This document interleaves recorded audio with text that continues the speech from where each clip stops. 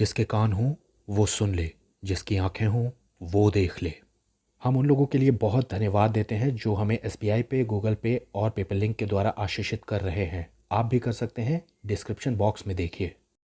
यीशु ने 10 कोढ़ियों को चंगा किया था, लेकिन वो 10 छूकर चंगे नहीं किए गए थे, बल्कि उन्हें एक हुक्म दिया गया था। आज हम उसको देखेंगे और उसमें छुपे हुए एक भेद को भी देखेंगे। जब उन्होंने रिक्वेस्ट की कि यीशु आप हमें चंगा कीजिए, तो यीशु ने उनसे कहा कि जाओ अपने अपने आप को याजकों को दिखाओ जाकर। और आगे लिखा है, और जाते ही जाते वे शुद्ध हो गए, यानी कि उन्होंने चलना शुरू किया और धीरे धीरे उनकी चंगाई होना शुरू हो गई। अब ध्यान दीजिए कि यीशु ने उन्हें हुक्म दिया था कि जाओ अपने आप को याजकों को दिखाओ। ये यीशु का हुक्म था और वो सब जा भी रहे थे, लेकिन उनमें से एक था जो वापस लौट जाता है, यीशु के पास आकर उन्हें धन्यवाद देता है। अब यहाँ पर यीशु एक और बात कहते हैं। यहाँ यीशु कहते हैं, क्या 10 शुद्ध नहीं हुए थे?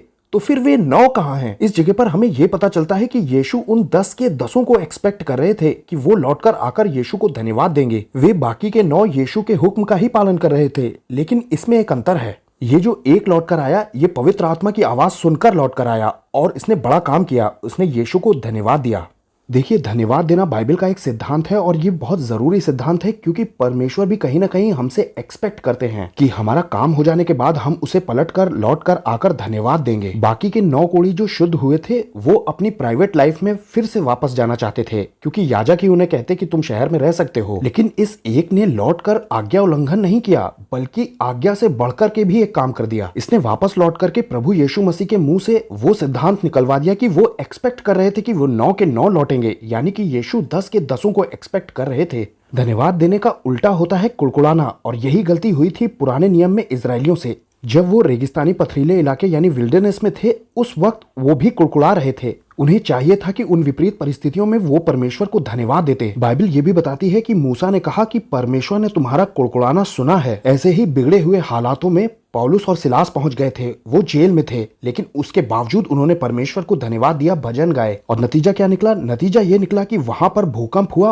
और सबके बंधन खुल गए। जो जेल का सूबेदार था, जिसने उन्हें काठ में ठोक दिया था, उसका उद्धार हो गया और परमेश्वर के राज्य में एक आत्मा और जोड़ दी गई। यही पौलुस आगे चलकर लिखता है कि हर बात में परमेश्वर का धन्यवाद करो, क्योंकि तुम्हारे लिए मसीह यीशु में परमेश्वर की यही इच्छा है। यीशु ने अपने चेलों को यह सिखाया था कि तुम्हें दी गई है स्वर्ग राज्य के भेदों की कुंजियां, लेकिन उनको नहीं।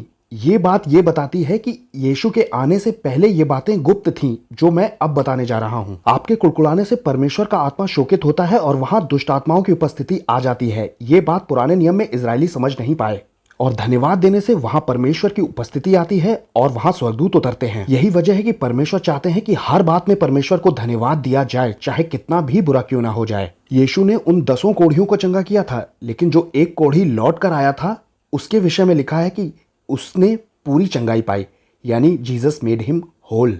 सबको जय मसीह की।